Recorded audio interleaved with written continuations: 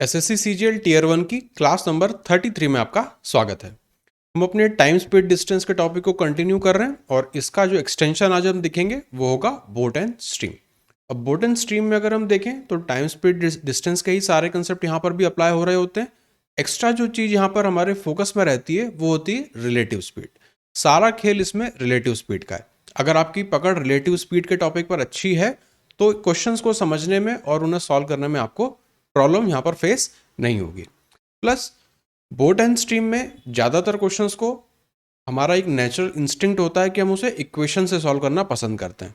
पर इक्वेशन से सॉल्व करने में होता क्या है, एक तो हमें लिखना ज़्यादा पड़ता है, उसकी वजह से हमारा उसमें टाइम ज़्यादा कंज्यूम होता है। उसके उलट अगर हम रिलेटिव स्पीड के कंसेप्ट को यूज़ करके क्वेश्चंस को कंसेप्चुअली सॉल्व करने की कोशिश करें तो आप देखेंगे क्वेश्चंस बहुत तेज़ी से सॉल्व होते हैं, बहुत कम टाइम में सॉल्व होते हैं। अब बोट एंड स्ट्रीम में अगेन है तो सारा रिलेटिव स्पीड ही, तो अगर आपको इस पे पकड़ है रिलेटिव स्पीड में तो आपको इसमें कंसेप्चुअली सॉल्व करने में मज़ा भी आएगा और आपका टाइम भी इसमें कम लगेगा। शुरू करते हैं हम क्वेश्चन नंबर 61 से। A boat goes upstream for 3 hours and then downstream for the same time. If the speed of current is 3.5 kph, how far from its original position is the boat now. Again ये एक बहुत conceptual सा question है। इसे क्योंकि चूंकि ये पहला क्वेश्चन है और बाद में भी सेम कंसेप्ट के एप्लीकेशन हम देखेंगे, इसलिए इस वाले को मैं पहले आपको इक्वेशन से समझा देता हूँ और फिर उसी इक्वेशन में मैं आपको दिखा दूंगा कि कंसेप्ट कहाँ पर यूज हो रहा है। पहले हम बना लेते हैं एक डायग्राम। तो यहाँ पर हम इस तरह से एक लाइन ड्रॉ कर लेते हैं।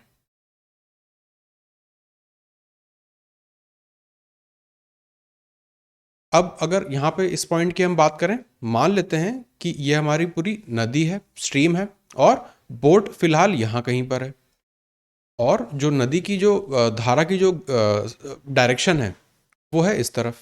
नदी इस तरफ बह रही है, ठीक है। अब हम क्वेश्चन को देखते हैं। अ boat goes upstream for 3 hours। तो ये वाली बोट इस पॉइंट से लेके अपस्ट्रीम जाएगी यहाँ कहीं तक। तो नया पॉइंट हो गया ये वाला, यहाँ तक पहुंची अपस्ट्रीम। फिर उसके बाद and downstream for the same time. तो हमें पता है अपस्ट्रीम में बोट माइनस करंट होता है, इसलिए डिस्टेंस कम रहेगा। डाउनस्ट्रीम में स्पीड जो है बोट प्लस करंट हो जाती है, इसलिए डिस्टेंस हमारा ज़्यादा होगा। तो अगर मैं डाउनस्ट्रीम की बात करूं तो अगेन वो इस पॉइंट से शुरू करेगा और कहाँ तक पहुंचेगा, उससे ज़्यादा दूर तक। अब की बार वो पहुंचा यहाँ पे। तो जब वो अपस्ट्रीम गया इस पॉइंट से तो यहाँ तक पहुंचा, जब वो डाउनस्ट्रीम चला उस पॉइंट से तब वो यहाँ तक पहुंचा। डाउनस्ट्रीम में स्पीड क्यों, डिस्टेंस कवर्ड क्यों ज़्यादा रहेगा, क्योंकि बोट के साथ स्ट्रीम का जो स्पीड है वो हम ऐड करते हैं। यहाँ पे boat minus stream, boat minus current होता है, और यहाँ पे बोट प्लस करंट होता है। तो दोनों की स्पीड मिल जाती है, इसलिए डिस्टेंस ज़्यादा ट्रेवल होता है। How far from its original position is the boat now. तो हमें निकालना है कि ये वाला पॉइंट, इस पॉइंट से लेके इस पॉइंट तक की डिस्टेंस क्या है। ओरिजिनल पोजीशन ये थी, तो यहाँ तक, उसके बाद डाउनस्ट्रीम आने के बाद यहाँ तक पहुँचा, तो ये डिफरेंस कितना है या दोनों के बीच में डिस्टेंस कितना है। अब अगर इससे हम अपनी इक्वेशन से बनाने की कोशिश करें तो पहले अगर हम लिखें अपस्ट्रीम कितना गया, तो बोट माइनस करंट, ये हो गई स्पीड, कितने टाइम तक चला, 3 घंटे तक चला। अब अगर हम डाउनस्ट्रीम की बात करें तो बोट प्लस करंट कितनी देर तक चला, अगेन 3 घंटे तक चला। तो ये पहली डिस्टेंस मिल गई येलो वाली, और ये दूसरी डिस्टेंस मिल गई ग्रीन वाली। ग्रीन वाली में से आप येलो माइनस कर देंगे तो आपको बीच वाला पोर्शन मिल जाएगा। तो यहां से अगर हम देखें,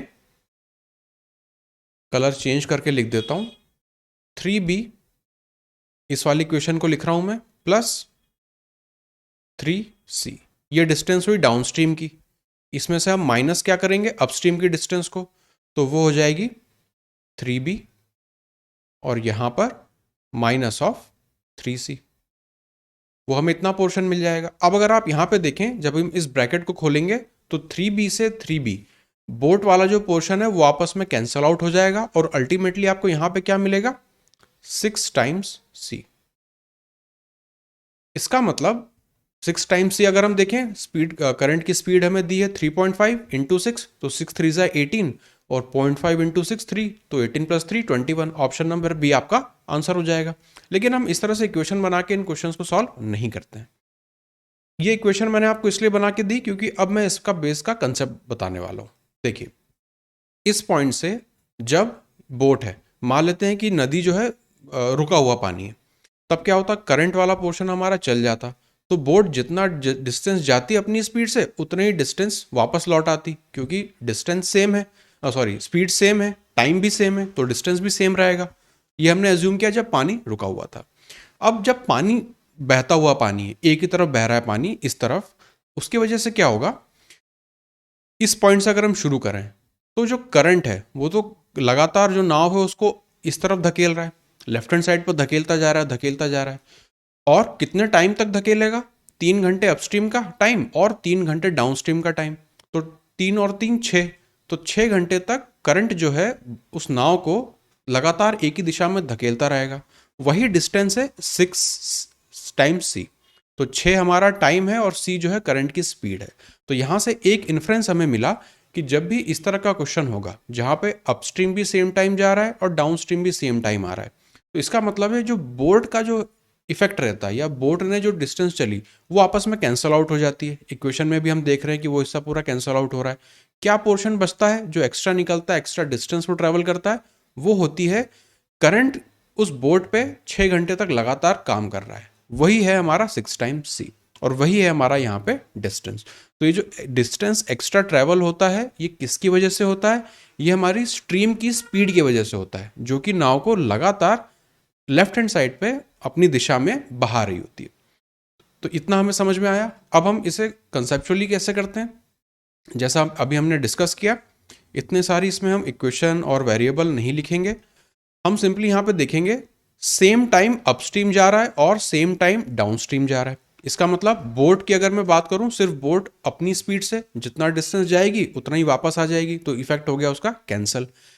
अब स्ट्रीम की अगर बात करूं तो 3.5 किलोमीटर पर आवर उसकी स्पीड है, 3 घंटे जाते टाइम भी काम करेगा हमारा स्ट्रीम और 3 घंटे आते टाइम भी काम करेगा नाव पे, तो टोटल हो गए 6 घंटे। तो हम लिखेंगे 6 घंटे तक स्ट्रीम ने काम किया और उसकी स्पीड क्या थी 3.5, मल्टीप्लाई कर देंगे हमारा आंसर आ जाएगा। तो सिंपल एक स्टेप का आंसर यहाँ पे आपसे आपको निकालना है। कंसेप्ट समझ लीजिए, उसके बाद चीज़ें बहुत आसान हो जाएंगी।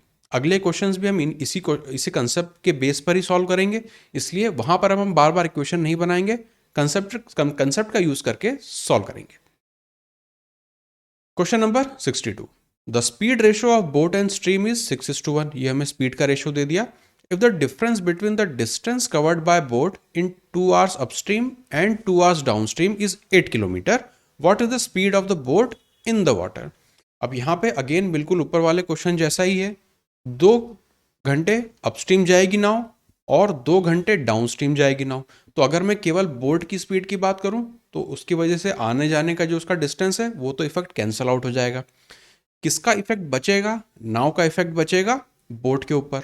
तो नाव की स्पीड हमें कितनी दी है, 1 यूनिट दी है, और कितने टाइम तक वो काम करेगी, 2 और 2 4 घंटे तक काम करेगी। तो यहाँ पे हम लिख लेंगे टाइम 4 घंटे, हम यहाँ लिख लेंगे टाइम 4 hours, और स्ट्रीम की जो स्पीड है वो 1 यूनिट दी है तो हम उसे मान लेते हैं 1x।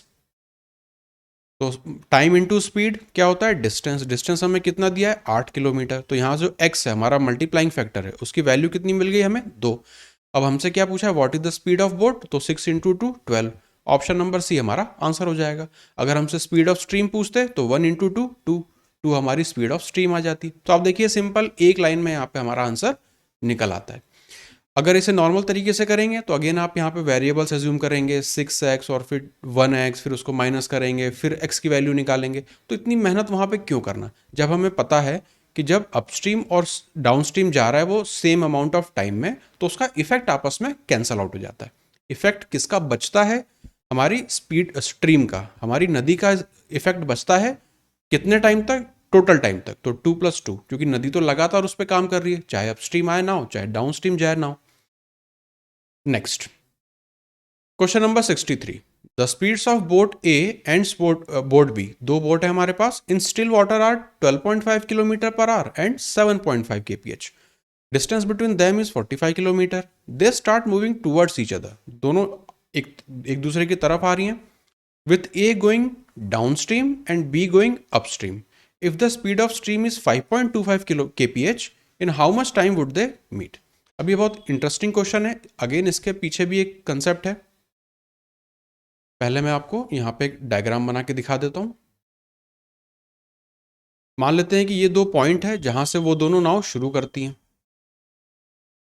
यहाँ पर है ए, बोट ए, और यहाँ पर है बोट बी, और ये जो स्ट्रीम है मान लेते हैं कि इस तरफ जा रही है।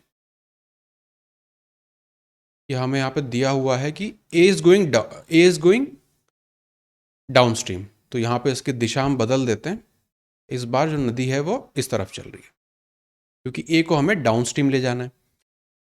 अब यहाँ पे ए और बी की हमें स्पीड दी है नॉर्मल स्टिल वाटर में, और करंट की हमें स्पीड यहाँ पे नहीं पता है। हमें क्या निकालना है, in how much time would they meet, कितने टाइम पे वो मीट करेंगे। तो यहाँ पे सिंपल सा कंसेप्ट चलता है।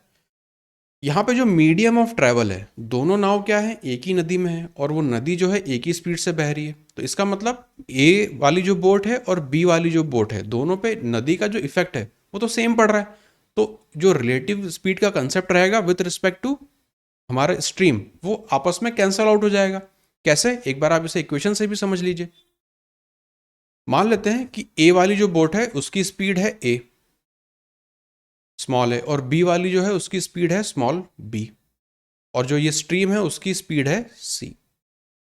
तो अगर मैं बोट ए की रिलेटिव स्पीड की बात करूं सी के रिस्पेक्ट में, तो वो हो जाएगी ए, डाउन स्ट्रीम जा रहा है तो प्लस सी।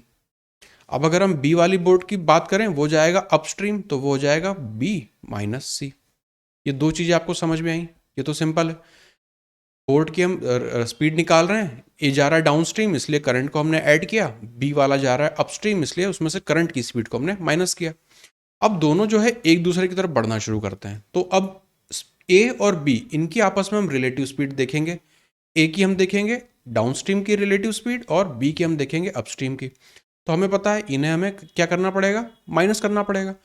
तो यहाँ प्लस करना पड़ेगा क्योंकि एक दूसरे की तरफ आ रहे हैं। तो जब हम यहाँ पे दोनों को ऐड करेंगे तो सी वाला पार्ट आपस में कैंसल आउट हो जाएगा, मतलब करंट की जो स्पीड है उसका इफेक्ट हो गया कैंसल। हमें सिर्फ क्या मिलेगा, ए प्लस बी। तो यहाँ पे हमें काम कर जाना होता है उनकी ओरिजिनल स्पीड पे। अब ये कैसे हो रहा है, अगर आपको इसमें समझने में प्रॉब्लम आ रही है तो इसे आप ऐसे अज्यूम करिए। जब आप ट्रेन में होते हैं तो ट्रेन अपनी गति से चल रही होती है। आप अगर ट्रेन की एक दरवाजे पर खड़े हैं और आपका फ्रेंड जो है वो दूसरे वाले दरवाजे पे खड़ा है, तो आप दोनों के बीच में डिस्टेंस हो गया। अब ये जो ट्रेन है ये समझ लीजिए एक नदी की तरह है, दोनों आप उसमें चल रहे हैं। तो ए वाला जो व्यक्ति है और बी वाला व्यक्ति है, ये दोनों दरवाजे पे खड़े हुए हैं। तो ये हो गए हमारे इस एग्जाम्पल में नाव। अब ये दोनों जब एक दूसरे की तरफ चलना शुरू करेंगे तो क्या ट्रेन का स्पीड हमें इफेक्ट में लेना पड़ेगा क्या, नहीं लेना पड़ेगा। क्यों नहीं लेना पड़ेगा, क्योंकि ए और बी दोनों पे एक साथ काम कर रहा है। तो यहाँ पे जो ट्रेन है वो एक मीडियम बन गई, एक ट्रांसपोर्ट का मीडियम बन गई जिसमें ए और बी दोनों हैं। इसलिए इफेक्ट आप देखोगे वो आपस में कैंसल आउट हो जाता है। सेम चीज लग रही है हमारे स्ट्रीम और बोट में भी। नदी है, नदी में ही दोनों बोट हैं, तो नदी जिस भी गति से चल रही होगी दोनों बोट पे एक साथ काम कर रही है। इसलिए अगर ए और बी की हम खासकर बात करेंगे रिलेटिव स्पीड में, तो नदी की गति से उन्हें कोई फर्क नहीं पड़ने वाला, क्योंकि दोनों पे एक जैसी इफेक्ट डाल रही है हमारी नदी। तो इस चीज से आप याद रख सकते हैं कि जब भी इस तरह का मूवमेंट हो, दो बोट आपको दी हो और आपको कंफ्यूजन आए उसमें बार बार कि कैसे हो रहा है, समझ में नहीं आ रहा हो, तो आप ट्रेन वाले एग्जाम्पल को एज्यूम कीजिए कि आप ट्रेन के एक दरवाजे पर खड़े हैं, आपका फ्रेंड ट्रेन के दूसरे वाले दरवाजे पर खड़ा है। तो जब ट्रेन चल रही है तो कोई फर्क नहीं पड़ रहा आप दोनों एक दूसरे की तरफ आए या एक दूसरे से दूर तरफ जाएं, स्पीड में आपकी कोई फर्क नहीं पड़ेगा ना, वो तो सेम रहेगी। तो रिलेटिव स्पीड सिर्फ आप एक दूसरे की रिस्पेक्ट में नोटिस करेंगे, ना कि ट्रेन की रिस्पेक्ट में, क्योंकि ट्रेन की जो स्पीड है वो दोनों पे एक साथ इफेक्ट डाल रही होती है। सेम चीज यहाँ पे बोट एंड स्ट्रीम में भी है। तो इतना हमने इक्वेशन से भी समझ लिया, सेम चीज आ रही है। यहाँ पे करंट का जो इफेक्ट था वो यहाँ पे करंट के इफेक्ट से कैंसल आउट हो जाता है। तो अब ये क्वेश्चन हो गया हमारे लिए आसान। सिंपली हमें यहाँ पे क्या करना है, ए और बी एक दूसरे की तरफ आ रहे हैं, तो इनकी स्पीड कितनी हो जाएगी 12.5 और 7.5, मतलब 13 और 7 20। डिस्टेंस कितना दिया है 40। तो टोटल डिस्टेंस डिवाइडेड बाय उनकी रिलेटिव स्पीड कितनी है 45 है ना। ये डिस्टेंस इज 45 डिवाइडेड बाय उनकी रिलेटिव स्पीड है 20। इसे हम सिंप्लीफाई करें तो 5 से 9 टाइम्स, ये 5 से 4 टाइम्स, ये होता है 2 बार जाएगा और फिर 1 बचेगा तो 0.25। 2.25। ऑप्शन नंबर डी यहाँ पे हमारा आंसर हो जाएगा। तो क्वेश्चन बहुत बड़ा है, स्ट्रीम की हमें स्पीड भी दी है, जबकि हमें स्ट्रीम की स्पीड कहीं से कहीं तक इस क्वेश्चन में काम नहीं आने वाली है। आप इक्वेशन भी बनाएंगे तो भी वहाँ पे आप स्ट्रीम की स्पीड को तो वैसे भी कैंसिल ही कर देने वाले हैं। तो इसे हम कंसेप्चुअली करते हैं। हमने देखा ये कंसेप्ट बहुत इंपॉर्टेंट है, और भी कई तरह की एप्लीकेशन बनती हैं इस पर।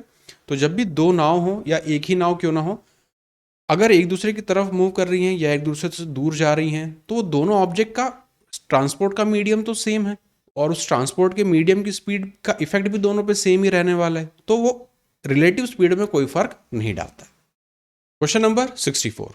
A boat goes for 3.5 hours upstream and then goes for 2.5 hours downstream. If the speed of stream and boat are 10 by 3 kph and 15 by 2 kph, how far from its original position is the boat now? ये भी पहले वाले question जैसा ही है। Difference कहाँ पर आ रहा है, अब यहाँ पे टाइम हमें अलग अलग दिया हुआ है कि अपस्ट्रीम अलग टाइम तक जा रही है, डाउनस्ट्रीम अलग टाइम तक जा रही है। तो यहाँ पर भी हम सेम कंसेप्ट को लगाना पसंद करेंगे। जो हमने सीखा था उससे एक स्टेप यहाँ पे एक्स्ट्रा लगेगा कि हमें डिफरेंस को भी यहाँ पे देखना पड़ेगा, क्योंकि टाइम यहाँ पे अलग अलग है। तो कोई बात नहीं, उस चीज को हम देख लेते हैं। इस तरह के क्वेश्चन में हम क्या करते हैं, बोट और करंट के इफेक्ट को अलग अलग देखते हैं। जैसे अगर यहाँ पे हम काउंट करें बोट के इफेक्ट को और यहाँ पर हम काउंट करें करंट के इफेक्ट को, तो सबसे पहले अगर हम करंट की बात करें, हमारे स्ट्रीम की बात करें, तो टोटल कितने घंटे तक उसने काम किया होगा, 3.5 अपस्ट्रीम और 2.5 डाउनस्ट्रीम, मतलब टोटल हो गया 6 घंटे तक। तो करंट ने 6 घंटे तक काम किया है। कितनी स्पीड है उसकी करंट की, स्ट्रीम की है 10/3, तो इसे हम 10/3 से मल्टीप्लाई कर देंगे, ये हमें देगा 20। तो 20 किलोमीटर का डिस्प्लेसमेंट तो करंट की वजह से आएगा, ये पहला इफेक्ट हमें मिल गया। अब हम देखते हैं बोट की वजह से कितना आएगा। तो बोट 3.5 अपस्ट्रीम गई, 2.5 डाउनस्ट्रीम गई, तो 2.5 अपस्ट्रीम जाके डाउनस्ट्रीम आई, उतना इफेक्ट तो आपस में कैंसल आउट हो जाएगा। एक्स्ट्रा कितना टाइम बच रहा है अपस्ट्रीम के लिए, 1 घंटे का। तो बोट 1 घंटे चलेगी। स्पीड कितनी है बोट की, 15/2, 15/2 मतलब 7.5। तो 7.5 किलोमीटर इफेक्ट रहेगा बोट का, किस दिशा में, अपस्ट्रीम में, और करंट का किस तरफ रहेगा, डाउनस्ट्रीम में। तो हम डाउनस्ट्रीम की डिस्टेंस में से अपस्ट्रीम की डिस्टेंस माइनस कर देंगे, तो हमें टोटल डिस्प्लेसमेंट मिल जाएगा। तो 20 में से अगर हम 7 घटाएं तो 13, 0.5 घटाएं तो 12.5। ऑप्शन नंबर 12.5 और डाउनस्ट्रीम, ऑप्शन नंबर ए आपका यहाँ पे आंसर हो जाएगा। तो देखिए बहुत सिंपल सा है, कोई भी हमें यहाँ पे एक भी वेरिएबल यूज करना नहीं पड़ा, सिंपली हमने इनके इंडिविजुअल इफेक्ट पे काम किया। इस चीज को मैं फिर से समझा देता हूँ। जैसा हमने ऊपर देखा था पहले क्वेश्चन में, वहां से हमने सीखा कि अगर सेम टाइम रहता है तो बोट का जो इफेक्ट है, सिर्फ बोट का इफेक्ट, वो आकर जाके और वापस आने में डिस्टेंस वाइज कैंसल आउट हो जाता है। किसका इफेक्ट रह जाता है, सिर्फ करंट का इफेक्ट रह जाता है। यहाँ पे क्या हो रहा है, टाइम अलग अलग है, तो कोई बात नहीं, उसको भी हम अकाउंट में ले लेंगे। करंट कितनी देर तक काम करेगा नाव पे, हमें पता है टोटल टाइम तक करेगा वो, तो चाहे अपस्ट्रीम जाओ चाहे डाउनस्ट्रीम जाओ। तो 3.5 + 2.5, 6 घंटे तक करंट ने लगातार नाव को धकेला। कितनी स्पीड से, 10/3 की स्पीड से। तो करंट की वजह से बोट अपनी पोजीशन से कितना दूर जाएगी, 20 किलोमीटर। ये हमने सिर्फ काउंट किया करंट के इफेक्ट को। अब हम देखेंगे बोट के इफेक्ट को। बोट जो है 2.5 डाउनस्ट्रीम जा रही है और 3.5 अपस्ट्रीम जा रही है। तो अपस्ट्रीम का 2.5 और डाउनस्ट्रीम का 2.5 आपस में कैंसल आउट हो जाएगा, उतना डिस्टेंस कैंसल हो जाएगा। एक्स्ट्रा कितना बचा अपस्ट्रीम का, 1 घंटा बचा। तो उस 1 घंटे में बोट 7.5 की स्पीड से कितना डिस्टेंस अपस्ट्रीम जाएगी, 7.5 जाएगी। अब हम क्या करते हैं, टोटल डाउनस्ट्रीम में से टोटल अपस्ट्रीम को घटा देते हैं, तो हमें यहाँ से आंसर मिल गया। अगर अपस्ट्रीम ज़्यादा होता तब उसे डाउनस्ट्रीम से घटा देते, तब उस हिसाब से हम आंसर को मार्क कर देते। ठीक है, तो बिल्कुल ऊपर वाला ही कंसेप्ट हमने यहाँ पे यूज़ किया है, पहले क्वेश्चन वाला। वेरिएशन ये आया है कि टाइम जब अलग हो तो हम कैसे करेंगे। अब आप कंपेयर कीजिए, इसी को अगर आप इक्वेशन बना के सॉल्व करने जाएंगे तो कितना टाइम लगेगा और कितनी उसमें आपको इक्वेशन बना के वेरिएबल लेके चीज़ों को सॉल्व करना पड़ेगा। तो ये मेथड बेस्ट है, बहुत फास्ट काम करता है, सिर्फ थोड़ी सी आपको यहाँ पे अंडरस्टैंडिंग लगानी पड़ती है। Question number 65। A boat takes twice as much time going upstream than it takes to go downstream while covering the same distance. Distance यहाँ पे सेम हो गया. If the speed of boat is 3 kph, what is the speed of stream? अब इस question को मैं दो तरीके से कर सकता हूँ। एक तो जैसा मैंने आपको ऊपर सिखाया था वो, और दूसरा अपना प्रोपोर्शनैलिटी लगा के, क्योंकि यहाँ पे उन्होंने हमें बता दिया है कि डिस्टेंस सेम है, तो मैं स्पीड और टाइम में प्रोपोर्शनैलिटी लगा दूंगा। मैं आपको दोनों तरीके करके बता देता हूँ।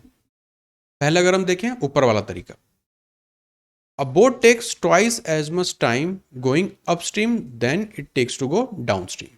तो अगर डाउनस्ट्रीम की बात करें तो वो अगर टी आवर्स तक जाती है और अपस्ट्रीम कितना जाएगी, 2t।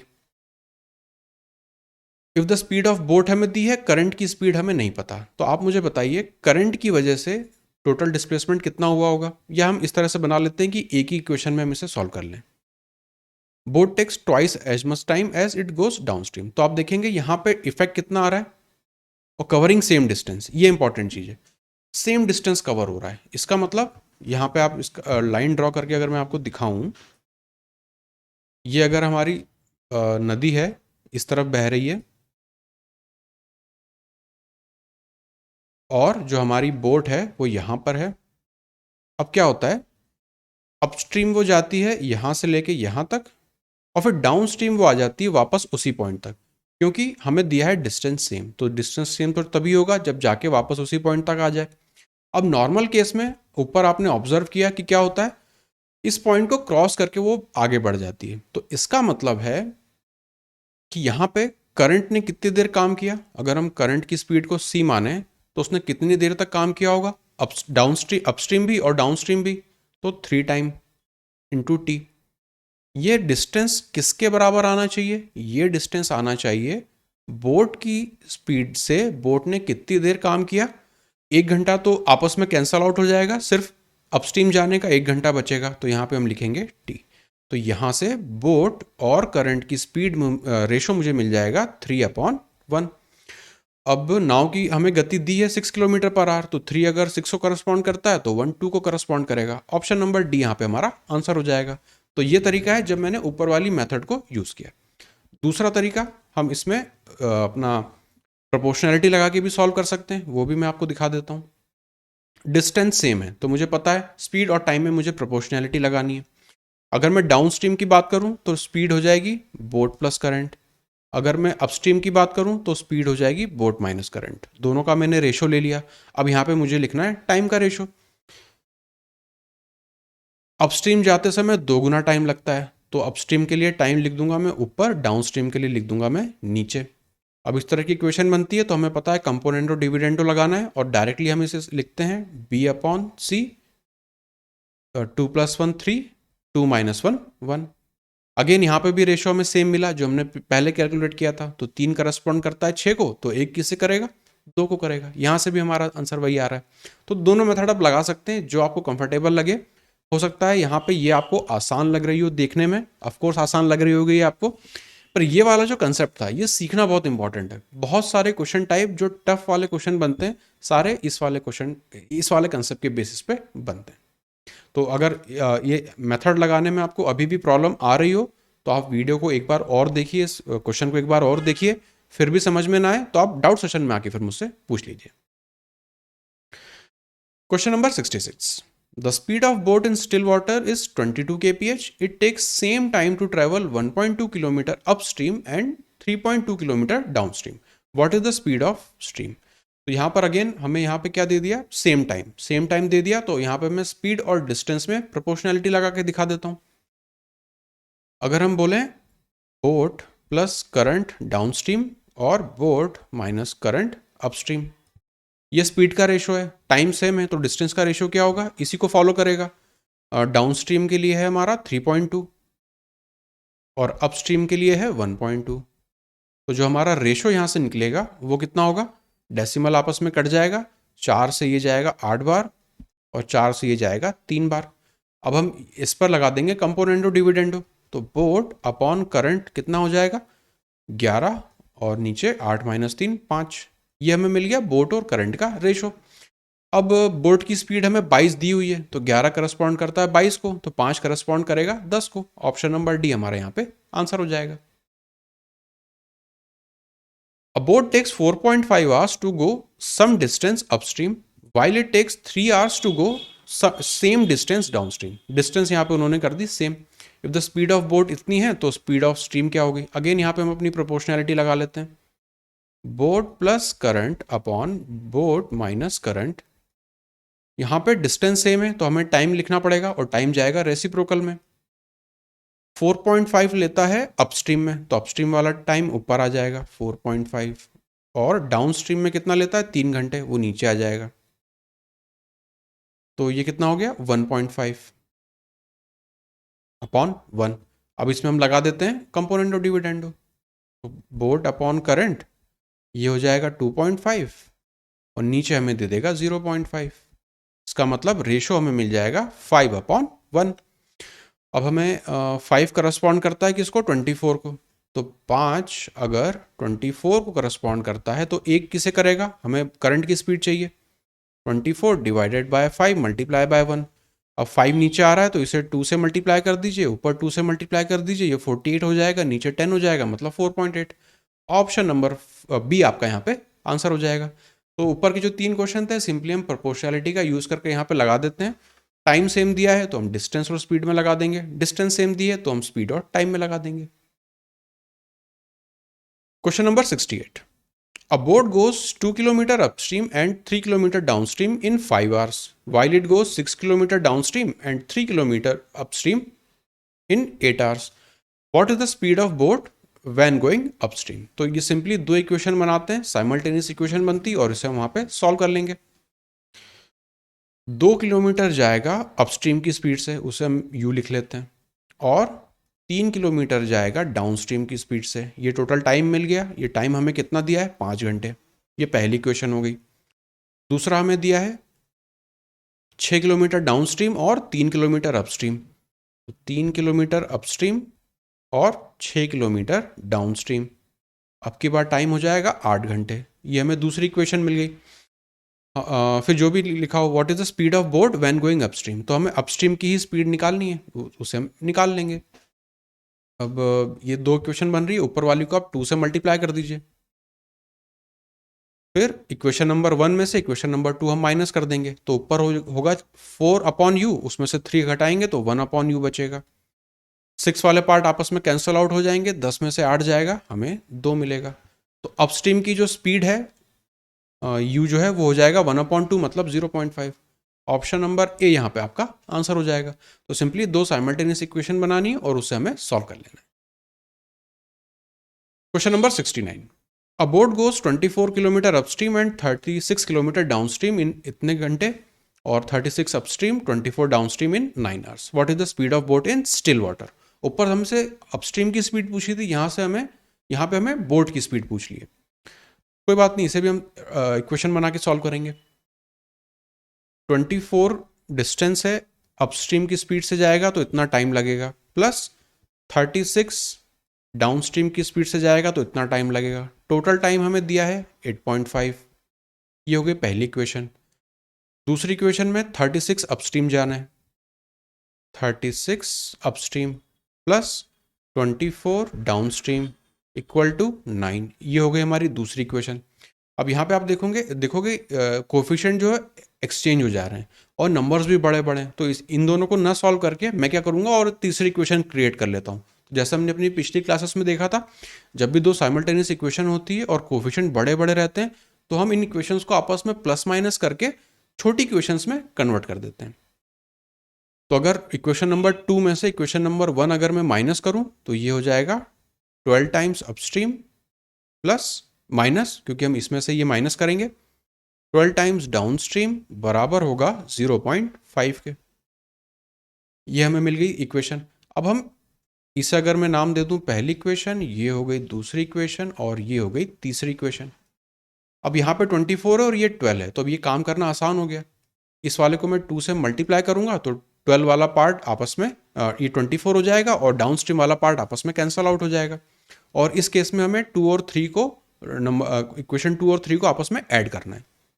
तो यहाँ साइड में मैं लिख देता हूँ कलर चेंज करके, 36 और यहाँ पे हो जाएगा 24, मतलब 40 और 20 60 अपॉन u। डाउनस्ट्रीम वाला पार्ट आपस में कैंसिल हो जाएगा, यहाँ पे हो जाएगा 1 और दोनों को जब हम ऐड कर रहे हैं तो यहाँ पे हो जाएगा 10। तो यहाँ से अपस्ट्रीम की जो स्पीड है वो मुझे मिल गई 6 किलोमीटर पर आवर। अब इस 6 को मैं कहीं पे भी पुट कर देता हूँ, अपस्ट्रीम है तो मान लेते हैं इक्वेशन नंबर 2 में पुट कर देते हैं, तो यहाँ पे 6 डालूंगा तो ये हो जाएगा 6, 9 माइनस 6 हो जाएगा 3, और यहाँ से डाउनस्ट्रीम हमें मिल जाएगा 3 है तो 8। तो डाउन स्ट्रीम है 8 और अपस्ट्रीम है 6। दूसरी बात, यहाँ से अब मुझे निकालना है स्पीड ऑफ बोट। तो स्पीड ऑफ बोट कैसे निकलती है, इन दोनों का एवरेज होता है, तो इनका एवरेज बीच में होगा 7। तो बोट की जो स्पीड है वो हो जाएगी 7। हमसे पूछा है बोट की स्पीड, तो ऑप्शन नंबर ए हमारा आंसर हो जाएगा। अगर स्पीड ऑफ स्ट्रीम पूछते तो इन दोनों का डिफरेंस लेके मैं 2 से डिवाइड कर देता, वो हमें स्पीड ऑफ स्ट्रीम मिल जाती। आई होप कि ये वाला कंसेप्ट आपको पता हो। नहीं पता है तो मैं एक बार और आपको यहाँ पे बता देता हूँ। इसे थोड़ा मैं यहाँ से मिटा देता हूँ। जैसे इसी एग्जांपल को अगर हम ले लें, बोट प्लस करंट की स्पीड हमें कितनी मिली है, डाउनस्ट्रीम है तो 8। बोट माइनस करंट की स्पीड हमें कितनी मिली है, 6। यह है अपस्ट्रीम। तो इन दो इक्वेशन को सॉल्व करेंगे तो भी आपका आंसर आ जाना है, वो तो खैर ये अलग बात हुई। लेकिन यहां से जब भी इनके कोफिशिएंट सेम रहते हैं, यहाँ पे b का कोफिशिएंट 1, यहाँ का c का कोफिशिएंट 1, यहाँ पे भी 1 1, तो इस केस में क्या होता है, जो हमारा b जो कि माइनस नहीं हो रहा होता है, उसकी वैल्यू क्या होती है, इन दोनों के बीच का बिल्कुल एवरेज या सेंटर वैल्यू हमें मिलती है। तो अगर b मैं यहाँ पे लिखूँ और इस तरह से हम लाइन ड्रॉ करें, तो इस तरफ हो जाएगा b प्लस सी और यहाँ पे होता है b माइनस सी। ये जो बीच का ये जो गैप है, ये क्या है, ये है हमारा c। b जो है एग्जैक्टली मिडिल वैल्यू रहती है, तो दोनों के बीच का मिडिल वैल्यू, चाहे तो एवरेज की टर्म में भी आप समझ लीजिए कि दोनों को जोड़ के 2 से भाग दे देना है, तो भी हमें b की वैल्यू मिल जाती है। लेकिन जो समझना है कि दोनों गैप जो रहती हैं वो सेम रहती है, इस वजह से हम यहाँ पर डायरेक्ट एवरेज लगा देते हैं। क्वेश्चन नंबर 70, ये हमारा आज का आखिरी question. A man going up stream in a boat drops his head in the stream, drops his head. इस वाले क्वेश्चन में लोगों को बहुत प्रॉब्लम होती है, तो इस वाले क्वेश्चन को अब हम डील करते हैं। कंसेप्ट बिल्कुल वैसे ही लगेगा जैसा हम पहले देख चुके हैं। He realises it only after 10 minutes, 10 minute बाद उसे ये चीज पता चलती है। He turns the boat and catches the head at distance of 2 kilometre from the point where it was dropped. What is the speed of current. Boat की स्पीड तो सेम है, तो यहां पर भी मैं आपको डायग्राम बना के समझा देता हूं। अगर ये हमारी स्ट्रीम है और इस तरफ अगर वो फ्लो कर रही है, ये हमारी बोट है और इस पॉइंट पे वो अपना जो हैट है या जो अपनी टोपी है वो उसकी गिर जाती है नदी में। बोट जा रही है अपस्ट्रीम, तो बोट यहां कहीं तक पहुंचेगी, इस पॉइंट तक पहुंची। अब उस व्यक्ति को याद आया कि यार मेरी जो हैट है, मेरी जो कैप है, वो तो नदी में गिर गई है। तब वो क्या करेगा, वापस अपनी बोट घुमाता है इस पॉइंट से और यहां कहीं आके इस पॉइंट पे आके अपनी टोपी को वापस पिक कर लेता है, उठा लेता है। तो बिल्कुल सेम चीज चल रही है जैसे हमने क्वेश्चन नंबर 1 में देखी थी कि यहाँ पे पहले आप अपस्ट्रीम गए, फिर डाउनस्ट्रीम आए। डाउनस्ट्रीम में आपकी जो स्पीड है वो ज़्यादा हो जाती है, इसलिए डिस्टेंस आपका ज़्यादा कवर होता है। और 2 किलोमीटर, ये जो गैप आपको दिया हुआ है इस ग्रीन और रेड मार्क्स के बीच का, ये जो गैप है, ये आपको ऑलरेडी 2 किलोमीटर का उन्होंने दे भी दिया है। अब हमें निकालना है कि what is the speed of current. Current की स्पीड यहाँ पे क्या होगी। सेम कंसेप्ट लगेगा जैसा हमने ऊपर देखा था। अब यहाँ पे जो हेड ड्रॉप हुई है वो भी नदी में है, जो आपकी जो नाव है वो भी नदी में है। तो यहाँ पे भी क्या हुआ, जो आपका मीडियम ऑफ मोशन है वो सेम हो गया, नदी ही है। हेड जो आपका जो टोपी है उस पर भी वो उसी स्पीड से काम कर रही है, आपकी नाव पे भी वो उसी स्पीड से काम कर रही है। तो अगर नदी के हिसाब से देखें तो दोनों सेम स्पीड से फ्लो कर रहे हैं। अगर बोट की स्पीड को हम अभी हटा दें तो एक्स्ट्रा काम कौन कर रहा है, सिर्फ बोट कर रही है। जैसे वापस से मैं अपने ट्रेन वाले एग्जाम्पल में आ जाऊँ। मान लीजिए कि आप अपनी सीट से उठ के वॉशरूम तक गए, वॉशरूम से निकलने के बाद आपका रुमाल वहाँ पे गिर गया। आप अपनी सीट तक आए, फिर आपको याद आया कि मेरा रुमाल गिरा है, तो फिर वापस आप वॉशरूम तक गए और आपने रुमाल को उठा लिया। अब यहाँ पे क्या आपकी स्पीड में कोई चेंज आया या आपके डिस्टेंस में कोई चेंज आया? कोई भी चेंज नहीं आया, क्योंकि आपका रुमाल और आप दोनों ट्रेन में है, सेम मीडियम है मोशन का, दोनों पे एक साथ वो काम कर रहा है। सिर्फ आपको आप वॉशरूम से निकल के सीट तक आए और सीट से वापस आप वॉशरूम तक आए, तो जो आपका टाइम लगेगा वॉशरूम से निकल के सीट तक जाने पे और सीट से वापस वॉशरूम तक आने में, क्या वो अलग होगा? जब स्पीड सेम है तो आपका टाइम भी वहां पे सेम ही रहने वाला है। ठीक बात है। यही चीज, यही कंसेप्ट यहाँ पे भी लग रहा है। तो यहां से अगर उसको 10 मिनट बाद रियलाइज़ हो रहा है कि उसकी टोपी पानी में गिर गई है और 10 मिनट में अगर वो यहाँ तक पहुँचता है तो वापस उसे इस पॉइंट तक आने में सिर्फ 10 मिनट लगेंगे। ये चीज़ अगर आपको समझ में आ गया तो ये क्वेश्चन हो गया अब सॉल्व। तो हमें पता चल गया कि हैट पर टोटल नदी ने कितने टाइम तक काम किया, 10 मिनट जाने के और 10 मिनट आने के, मतलब 20 मिनट्स। 20 को हम आवर्स में कन्वर्ट कर दें तो हम डिवाइड बाय 60 कर देंगे, multiply by speed of current हमें निकालना है। डिस्टेंस हमें कितना दिया है, 2 किलोमीटर्स। ये हो जाएगा 1/3। करंट की जो स्पीड मिल जाएगी वो 3 × 2 6 kph। ऑप्शन नंबर सी हमारा यहाँ पे आंसर हो जाएगा। तो आप देखेंगे कुछ भी हमें अलग से वेरिएबल नहीं लेना पड़ा, सिर्फ हमने करंट को एज्यूम किया, लॉजिक लगाया, लॉजिक से हम इस तरह के क्वेश्चंस को सॉल्व करते हैं और आंसर निकालते हैं। तो ये चीज़ आपको समझ में आई होगी। जैसे मैंने पहले भी एक वो जब दो बोट थी आपस में एक तरफ मूव कर रही थी, वहाँ पे भी सेम कंसेप्ट लग रहा था, यहाँ पे भी सेम कंसेप्ट लग रहा है। तो अगर आपको नदी और इसमें प्रॉब्लम आ रही हो तो आप ट्रेन की तरह से देखना शुरू कीजिए कि ट्रेन में आपका रुमाल गिरा, आप अपनी सीट तक गए और फिर आप वापस आए, तो जो टाइम लगेगा वॉशरूम से सीट तक जाने और सीट से वापस वॉशरूम तक आने सेम रहने वाला है। एग्जैक्टली सेम कंसेप्ट यहाँ पर भी हम यूज़ कर रहे हैं कि उस व्यक्ति को, क्योंकि बोट और जो उसकी टोपी है दोनों पे जो नदी है सेम इफेक्ट डाल रही है, तो वो तो बिल्कुल सेम उससे ही मोशन में चलते रहेंगे। आपस में रिस्पेक्ट में अगर हम देखें तो दोनों ऐसे चलते रहेंगे। काम कौन कर रहा है, बोट, तो बोट जाके वापस आ रही है, तो जो टाइम लगने वाला है बोट को वो सेम रहेगा। बस ये चीज़ अगर आपको इस यहाँ पे रियलाइज हो गई तो ये क्वेश्चन हो गया आपका सॉल्व। तो ये थे हमारे टोटल बोट एंड स्ट्रीम के क्वेश्चंस। इससे ज़्यादा लेवल आपको टीयर 1 में नहीं दिखने वाला, ये मोर देन इनफ है आपके टीयर 1 को क्लियर करने के लिए। अगेन जैसा मैंने आपको बताया क्वेश्चंस में दो तरीके हैं बोट एंड स्ट्रीम को सॉल्व करने के, या तो आप इक्वेशन मेथड में जाइए या फिर आप इस तरह से लॉजिकली सोचना शुरू कीजिए। टाइम बचेगा आपका इस तरह से सोच के करने में, प्लस आपको मज़ा आएगा, आपको यहाँ पे विजुलाइज होने लगेगा बहुत सारी चीज़ें, और बहुत सारे क्वेश्चंस में ये चीज़ें आपको हेल्प करती हैं।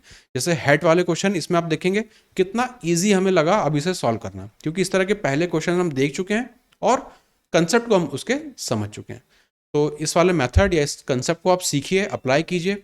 किसी भी क्वेश्चन में आपको कोई भी मेथड, कोई भी कंसेप्ट सीखने में प्रॉब्लम आई हो तो आप डाउट सेशन में आके वो मुझसे पूछ लीजिएगा। बोट एंड स्ट्रीम में इतना सफिशिएंट है। नेक्स्ट हमारा लास्ट टॉपिक बचा है टाइम स्पीड डिस्टेंस का, वो है रेस, तो उसे हम अब कवर करेंगे अगली क्लास में।